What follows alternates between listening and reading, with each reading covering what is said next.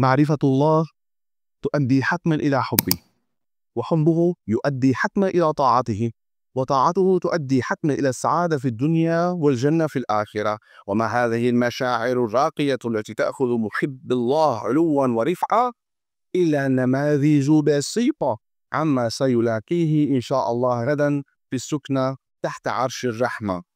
يا جماعة الخير، من أين نحضر السكينة؟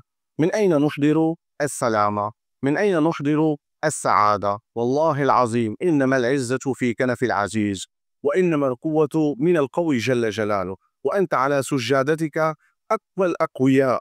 جرر أي مخلوق يتحداك وأنت عم بتقول إياك نعبد وإياك نستعين، إذا معناتها أنت عم تستمد قوة من مين؟ مو من صديقك، مو من جارك، مو من قريبك، مو من والدك. نحن متعودين إنه الوالد هو أقوى شيء نحن بنستند له.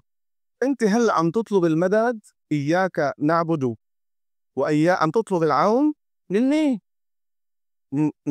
من رب القوة العظيم. يعني ما فيني أقول أقوى الأقوياء، يعني من رب الوجود كله عم يقول له بدي يستمد قوة من قوتك. في حدا بالوجود كله بيقدر عليك ساعتها؟